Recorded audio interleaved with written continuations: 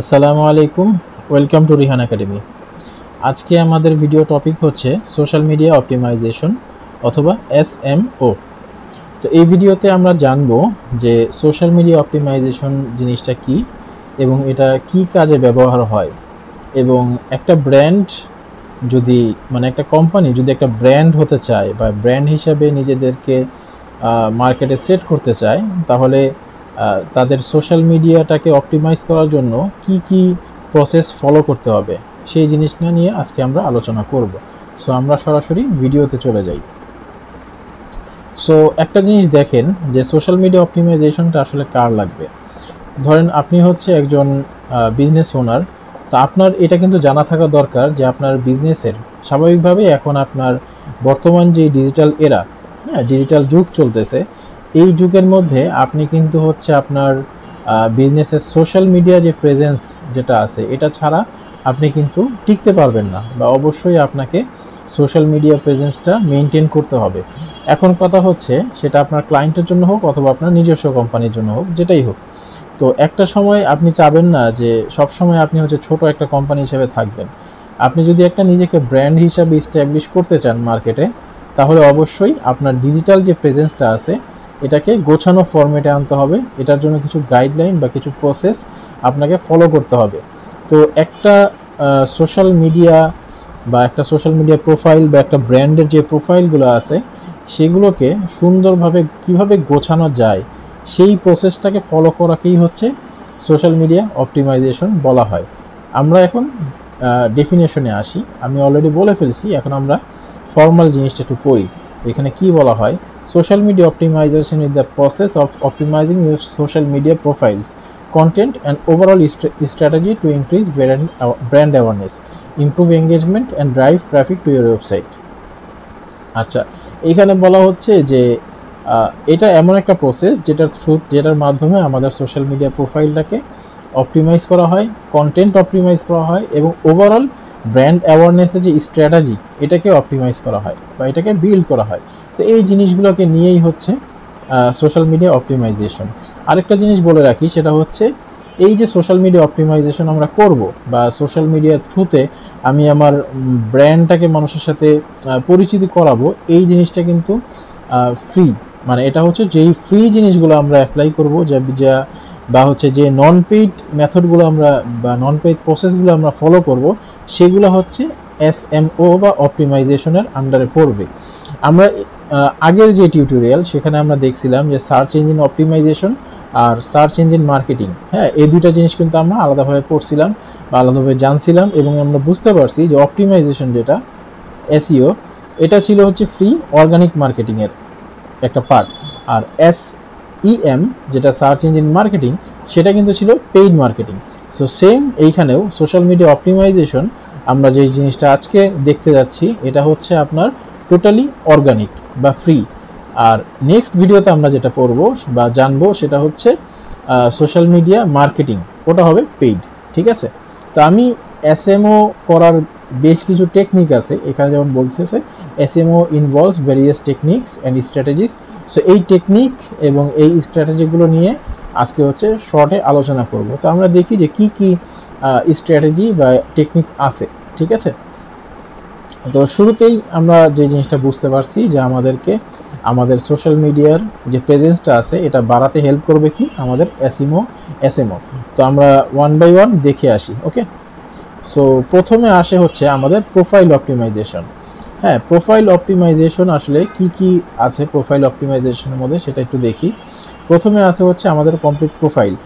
Complete profile বলতে আসলে কি বোঝায়, আপনি যখন আপনার কোম্পানির জন্য একটা সোশ্যাল মিডিয়া হ্যান্ডেল ক্রিয়েট করবেন, ফর এক্সাম্পল আপনি একটা ফেসবুক পেজ ক্রিয়েট করলেন বা ইনস্টাগ্রাম প্রোফাইল ক্রিয়েট করলেন অথবা টুইটার অ্যাকাউন্ট করলেন, একটা যদি ব্র্যান্ড হিসাবে আপনি এস্টাবলিশ করতে চান, তাহলে কিন্তু যত পপুলার সোশ্যাল মিডিয়া আছে প্রত্যেকটা পপুলার সোশ্যাল মিডিয়াতে কিন্তু আপনার প্রেজেন্সটা থাকা জরুরি। ঠিক আছে, তো এটাই বলা হচ্ছে যখনই আপনি একটা প্রোফাইল ক্রিয়েট করবেন, তো ওই আইডেন্টিটির সাথে ওই প্রোফাইলটার সাথে বেশ কিছু জিনিস কানেক্টেড থাকে, যেমন একটা বায়ো দিতে হয়, তারপরে আপনার যে ওয়েবসাইটের লিঙ্ক আছে সেটা অ্যাটাচ করতে হয়, আপনার লোগো আপলোড করতে হয়, কভার আপলোড করতে হয়। তো এই যে জিনিসগুলো, তারপরে কন্ট্যাক্ট ডিটেলস আছে, কিভাবে মানুষ হচ্ছে আপনার সাথে কন্ট্যাক্ট করবে। তো এই জিনিসগুলো নিয়ে হচ্ছে একটা প্রোফাইল গোছানো হয়। তো এই প্রত্যেকটা ইনফরমেশন আপ টু ডেট রাখা, ঠিক আছে। আরেকটা জিনিস যে ধরেন আপনি ফেসবুক পেজ খুললেন, ফেসবুক পেজের মধ্যে আপনার একটা ইনফরমেশন, ধরেন আপনার বায়ো, হ্যাঁ ফেসবুক পেজে আপনার কোম্পানির বায়ো একটা, ইনস্টাগ্রামে বায়ো ডিফারেন্ট। তো এই জিনিসটা যেন না হয়, ঠিক আছে। আপনি চেষ্টা করবেন বা আপনারা চেষ্টা করবেন আপনার বা আপনার ক্লায়েন্টের যার জন্যই আপনি কাজটা করতেছেন এটাকে সুন্দরভাবে গোছানো আকারে করার। কারণ যদি এরকম ডিফারেন্ট ইনফরমেশন কাস্টমার কাছে যায় তখন ওইভাবে ব্র্যান্ড ভ্যালুটা আর থাকে না, ঠিক আছে।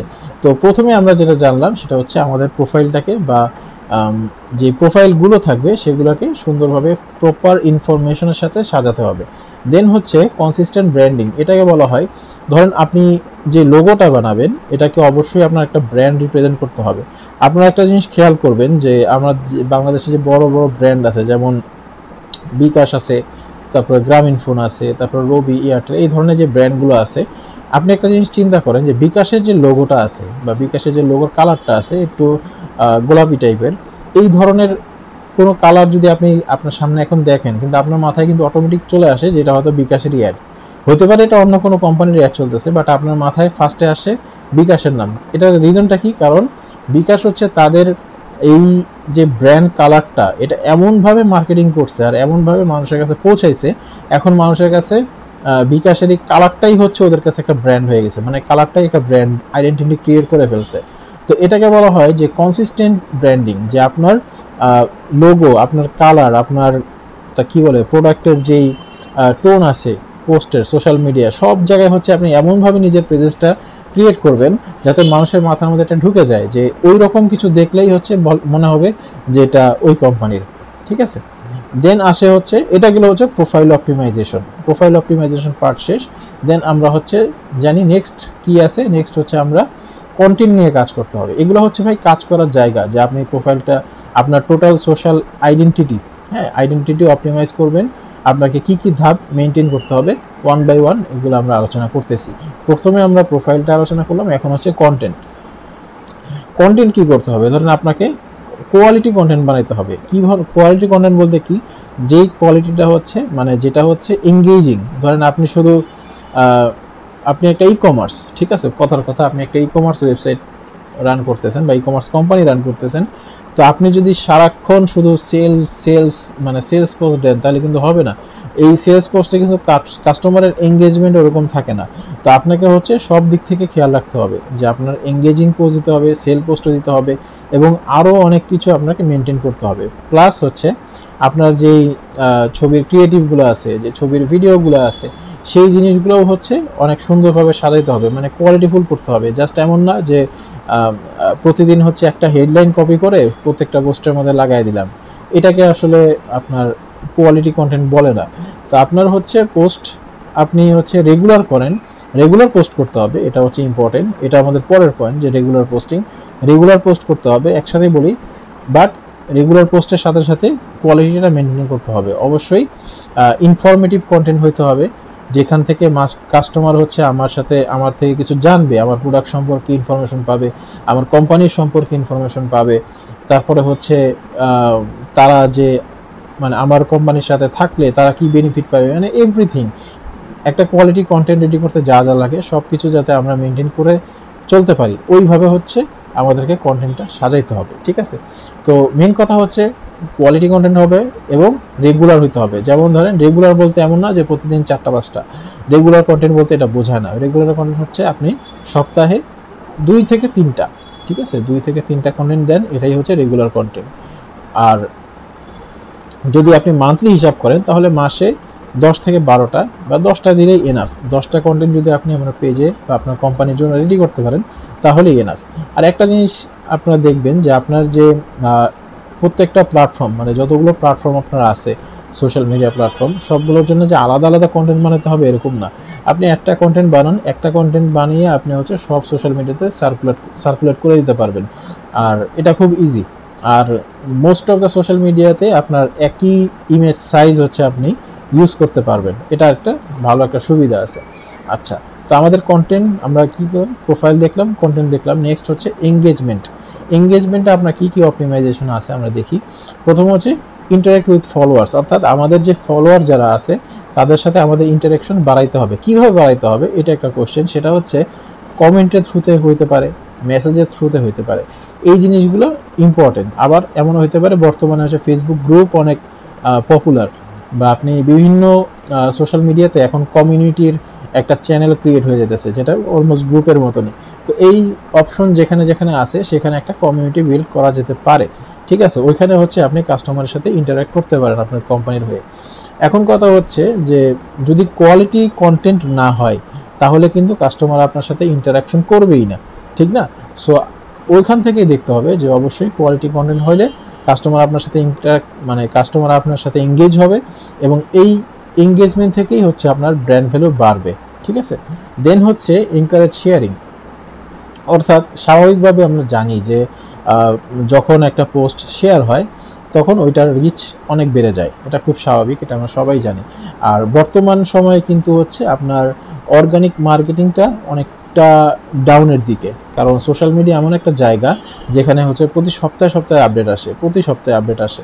সো যারা আপনারা হচ্ছে সোশ্যাল মিডিয়া অপটিমাইজেশন বা সোশ্যাল মিডিয়া মার্কেটিং নিয়ে কাজ করবেন, আপনাদের কিন্তু এই আপডেটগুলো অবশ্যই জানা থাকা লাগবে, মানে আপনাদের এই সেক্টরটা আপ টু ডেট থাকা লাগবে সবসময়, আদারওয়াইজ আপনারা পিছিয়ে পড়বেন বা ইনফরমেশন পাবেন না, ঠিক আছে। সো একটা জিনিস কি দেখেন যে অর্গানিক মার্কেটিং কিন্তু অনেক টাফ। সো আপনি যদি হচ্ছে চিন্তা করেন যে আমার মানুষের থেকে কমেন্ট লাগবে, শেয়ার লাগবে, তাহলে এইভাবে আসবে না। আপনাকে মানুষকে এনকারেজ করতে হবে যে ভাই আমার পোস্টটা পড়ো, আমার পোস্টটা পড়ে একটা লাইক দাও, একটা কমেন্ট দাও, একটা শেয়ার দাও। তো ওইভাবে হচ্ছে আপনার নিজের ব্র্যান্ডটাকে প্রেজেন্ট করতে হবে যাতে মানুষ আপনার কন্টেন্ট দেখলে একটু এঙ্গেজ হওয়ার ট্রাই করে, ঠিক আছে। দেন হচ্ছে আপনার হ্যাশট্যাগ, এটা অনেক সময় সব সোশ্যাল মিডিয়াতে কাজ করে, আবার কিছু কিছু সোশ্যাল মিডিয়াতে কাজ করে না, বাট যেটার মধ্যে কাজ করে সেগুলোর জন্য আমরা হচ্ছে এটা ইউজ করব, যেখানে করে না সেটার জন্য আমরা স্কিপ করতে পারি। যেমন আমরা জানি ইনস্টাগ্রামে হ্যাশট্যাগ হচ্ছে অনেক ভালো কাজ করে ইনস্টাগ্রামে, আবার ফেসবুকে এতটা ভালো কাজ করে না, তবে আমরা ইউজ করতে পারি, ইউজ করলে কোনো সমস্যা নাই, কারণ লস তো নাই, ঠিক না। সো আপনার হচ্ছে দুইভাবে হ্যাশট্যাগ ইউজ করা যায়, একটা হচ্ছে রিলেভেন্ট হ্যাশট্যাগ কি, ধরেন আপনি একটা স্নিকার সেল করতেছেন আপনার কোম্পানির হয়ে, তো স্নিকার রিলেটেড যে হ্যাশট্যাগুলো আছে, যেমন হ্যাশট্যাগ স্নিকার, হ্যাশট্যাগ এই ধরনের যে কি বলে হ্যাশট্যাগ, এগুলো হচ্ছে রিলেভেন্ট, যে আজকে আপনার যে পোস্টটা যাচ্ছে বা আজকে আপনার যে কন্টেন্টটা যাচ্ছে এটা রিলেটেড একটা হ্যাশট্যাগ আপনি ইউজ করতে পারেন। এটা হচ্ছে একটা। আরেকটা হ্যাশট্যাগ কি, এটা হচ্ছে ব্র্যান্ডেড হ্যাশট্যাগ, এটা হচ্ছে আপনার কোম্পানির নিজস্ব হ্যাশট্যাগ। যেমন আপনার কোম্পানির নাম যদি হচ্ছে XYZ, তো আপনি নিজের কোম্পানির হয়ে একটা হ্যাশট্যাগ বিল্ড করেন, হ্যাশট্যাগ বিল্ড করে এটাকে আপনার প্রত্যেকটা জায়গায় আপনি ইউজ করেন, প্রত্যেকটা পোস্টে ইউজ করেন, ভিডিওতে ইউজ করেন, সব জায়গায় এটা ইউজ করেন। ইভেন হচ্ছে আপনি পারলে এটা নিয়ে কন্টেস্ট রান করে কাস্টমার যারা আছে কাস্টমারদের দিয়ে হচ্ছে আপনি হ্যাশট্যাগটাকে রিচ করানোর ট্রাই করেন, এটার থেকে পরবর্তীতে আপনি অনেক বেনিফিট পাইতে পারেন, ঠিক আছে। আচ্ছা, তো এইটাগুলো হ্যাশট্যাগ। দেন হচ্ছে সোশ্যাল মিডিয়া অ্যানালাইটিকের কিন্তু পাওয়ার অনেক, এটা স্বাভাবিক যে আপনি যখনই একটা বিজনেস রান করবেন তখন আপনার মেইন একটা কি বলে গ্রোথের পার্ট হচ্ছে অ্যানালাইটিক্স। আপনি অ্যানালাইটিক করবেন, অ্যানালাইটিক করে আপনার বুঝতে হবে যে ভাই আমার জন্য কোনটা ভালো হচ্ছে, কোনটা খারাপ হচ্ছে। তো যাই হোক, এখন এই পার্টে আসি। এখানে কি বলা হচ্ছে যে অ্যানালাইটিকের দুটো অপশন আছে, একটা হচ্ছে মনিটর পারফরমেন্স, যে আমার ওয়েবসাইট না, আমাদের যে সোশ্যাল মিডিয়া আছে প্রত্যেকটা সোশ্যাল মিডিয়ার নিজস্ব অ্যানালিটিক্যাল টুল আছে, যেমন ফেসবুকের আছে, ইনস্টাগ্রামের আছে, টুইটার আছে, সবারই আছে, কারো বাদ নাই, সবাই হচ্ছে ফ্রিতে একটা অ্যানালাইটিক আপনাকে দেয় যে আপনার কেমন গ্রোথ হচ্ছে, কোথা থেকে হচ্ছে, প্রত্যেকটা ইনফরমেশন আপনি পাবেন সোশ্যাল মিডিয়া থেকে। এখানে বলা হচ্ছে যে আপনি এই অ্যানালাইটিক্যাল টুলগুলো হচ্ছে ইউজ করবেন যেগুলো ফ্রিতে আছে, আর এই টুলগুলো ইউজ করে আপনি হচ্ছে আপনার পারফরমেন্স ট্র্যাক করবেন, যে আপনার তারপরে হচ্ছে আপনারা আর কি ট্র্যাক করতে পারেন। যেমন এখানে বলা হচ্ছে যে Twitter to track performance metrics like reach, engagement, follower growth. অর্থাৎ ধরেন আজকে আপনি একটা একটা পোস্ট করলেন, ঠিক আছে, এই পোস্টে আপনার কেমন রিচ হচ্ছে, তারপরে আপনার এই পোস্টে থেকে আপনার কেমন ফলোয়ার আসতেছে, এই জিনিসগুলো আপনারা ট্র্যাক করবেন। এখান থেকে ট্র্যাক করার মানে আপনি এটা একটা জিনিস বুঝতে পারবেন, সেটা হচ্ছে যে আপনি কোন সময় পোস্ট দিলে আপনার কেমন রিচ হয়, ঠিক আছে, এই জিনিসটা আপনারা ধারণা পাবেন। তারপর কোন ধরনের কন্টেন্ট পোস্ট করলে আপনার হচ্ছে রিচ ভালো হয়। তো এই জিনিসগুলো হচ্ছে আপনারা এখান থেকে অ্যানালাইটিক্স থেকেই বুঝতে পারবেন। তো নেক্সটে দেখি, নেক্সটে এই অপশনটা একটু বেটার ওয়েতে আসতেছে, সেটা হচ্ছে regularly analyse data to understand what works and what doesn't. ধরেন আপনি মাল্টিপল নিশ নিয়ে হচ্ছে আপনার কোম্পানি মানে প্রোডাক্ট কাজ করে, মাল্টিপল নিশ নিয়ে। তো প্রত্যেকটা প্রোডাক্ট নিয়ে তো আপনি বা প্রত্যেকটা টপিক নিয়ে আপনি হয়তো কন্টেন্ট পাবলিশ করতেছেন। তো আপনি এটা অ্যানালাইজ করতে পারবেন যে কোন কন্টেন্টে আপনার কোন ধরনের কন্টেন্টে হচ্ছে আপনার যে ফলোয়ার আছে তাদের এঙ্গেজমেন্ট বেশি আসে। তো আপনি সেই ধরনের কন্টেন্টগুলো পরবর্তীতে একটু বেশি বেশি দিতে পারেন, বা যেগুলোর মধ্যে আসে না সেগুলোতে হচ্ছে কম দিতে পারেন, বা যেখানে আপনার এঙ্গেজমেন্ট আসতেছে না সেখানে কি কারণে আসতেছে না, কোথায় কোথায় ইমপ্রুভ করা যেতে পারে, এই জিনিসগুলোও কিন্তু আপনারা এই অ্যানালাইটিক্স দেখে দেখে আপনি হচ্ছে বের করতে পারবেন, এবং বের করে এখানে আরেকটু কাজ করে আপনার এই জিনিসটাকে আরও স্ট্রং বানাতে পারবেন, ঠিক আছে। তো দেন হচ্ছে এবং একটা লাস্ট, সেটা হচ্ছে লিঙ্ক বিল্ডিং। লিঙ্ক বলতে আমরা কি বুঝি? আমরা বুঝি হচ্ছে আমাদের যেই কোম্পানির ইউআরএল, ঠিক আছে, এটাকে বলা হয় লিঙ্ক। সো এই লিঙ্ক বিল্ডিং এটাকে এক্সপ্লেন করি, সেটা হচ্ছে এটাকে দুইভাবে অপটিমাইজ করা যায়। একটা হচ্ছে ক্রস প্রমোশন। ক্রস প্রমোশন মানে কি? Promote your social media profile on your website, email, news letter ইত্যাদি ইত্যাদি। যে আপনার যেই ওয়েবসাইটের ইউআরএলটা আছে এটাকে আপনি সব জায়গায় প্রমোট করবেন। কিভাবে? ধরেন আপনার ওয়েবসাইটে আছে, মানে ওয়েবসাইটের সোশ্যাল মিডিয়ার যে ইউআরএল বা প্রোফাইলটা আছে এটাকে আপনার প্রমোট করতে হবে। কোথায় কোথায় প্রমোট করতে পারেন? একটা হচ্ছে আপনার ওয়েবসাইটে দিয়ে রাখতে পারেন। আমরা সব যে কোনো ওয়েবসাইটে কি দেখি, যখন ঢুকি তখন দেখি তাদের সোশ্যাল মিডিয়ার যে প্রোফাইলগুলো আছে সেগুলো লিস্ট ডাউন করা থাকে, তাই না? থাকে তো এটা নর্মাল, এটা একটা হতে পারে। আবার হচ্ছে আপনি ইমেল মার্কেটিংয়ের ক্ষেত্রে এটা করতে পারেন, কন্টেন্ট মার্কেটিংয়ের থেকে এটা করতে পারেন, এসএমএস মার্কেটিংয়ের ক্ষেত্রে এটা আপনি করতে পারেন। তো এই জায়গাগুলোতে আপনি হচ্ছে আপনার সোশ্যাল মিডিয়ার যে হ্যান্ডেলের যে প্রোফাইল আছে ওখানে লিঙ্ক ইউজ করতে পারেন, যাতে করে মানুষ হচ্ছে আপনার সোশ্যাল মিডিয়াতে এসে একটা ধরেন ফলো দিয়ে রাখলে এটা আপনার একটা অ্যাসেট হয়ে যাবে, কারণ আপনি অল টাইম হচ্ছে এখান থেকে একটা ফ্রি ট্রাফিক পাবেন। আরেকটা হচ্ছে সোশ্যাল শেয়ারিং বাটন। ধরেন আপনি হচ্ছে একটা ওয়েবসাইট আপনার আছে, তো সেখানে হচ্ছে অবশ্যই আপনার সোশ্যাল মিডিয়ার যে বাটনগুলো আছে সেটা হচ্ছে কানেক্ট করে রাখবেন, আর চাইবেন যে যারা ভিজিটর আছে তারা যেন এখান থেকে হচ্ছে আপনার সোশ্যাল মিডিয়াতে ভিজিট করে। সো এই দুইটা অপশন থেকে একটা হচ্ছে আপনার সোশ্যাল মিডিয়ার যে প্রোফাইলটা আছে সেটা হচ্ছে আপনার ওয়েবসাইট বা অন্যান্য প্ল্যাটফর্মগুলোতে অ্যাটাচ করে দেওয়া, এবং আপনি আরেকটা হচ্ছে আপনি যত জায়গায় মার্কেটিংয়ের অপশন আছে, ফ্রি মার্কেটিং যেমন ইমেল মার্কেটিং বা অন্যান্য মার্কেটিং, এই জায়গাগুলোতে আপনার সোশ্যাল মিডিয়াকে কানেক্ট করে রাখা, যাতে করে এখান থেকেও আপনার কিছু ট্রাফিক আসে। তো এই 6টা হচ্ছে আপনার সোশ্যাল মিডিয়া অপটিমাইজেশনের মেন সোর্স বা মেন প্রসেস। তো এইখান থেকে আমি একটু ছোট করে নিই আগে। হ্যাঁ, ও এখনও বড় রয়ে গেছে, আচ্ছা বেশি ছোট হয়ে গেছে, লেখা বোঝার দরকার নেই। যাই হোক, তো এইগুলো হচ্ছিল আমরা কিভাবে আমাদের সোশ্যাল মিডিয়া প্রোফাইলগুলোকে অপটিমাইজ করতে পারি তার একটা ওভারভিউ। তো আপনারা যদি এসএমও নিয়ে কাজ করতে চান তাহলে আপনারা করতে পারবেন। ফাইবার মার্কেট প্লেসগুলোতে ভালো ডিমান্ড আছে, মানুষ হচ্ছে সরাসরি এসএমও লেখে না, বাট বিভিন্ন নাম দিয়ে হচ্ছে এটা কাজ করে। যেমন আপনি ফাইবারে ঢুকে যদি দেখেন পেজ সেট আপ, দেখবেন অনেকগুলো গিগ চলে আসছে। আপওয়ার্কে যদি লেখেন পেজ সেট আপ, দেখবেন অনেক ওয়ার্ক চলে আসছে। তো মানুষ হচ্ছে বিভিন্ন নাম দিয়ে এসএমওর কাজ করে থাকে, এটা ডিমান্ড আছে, ঠিক আছে।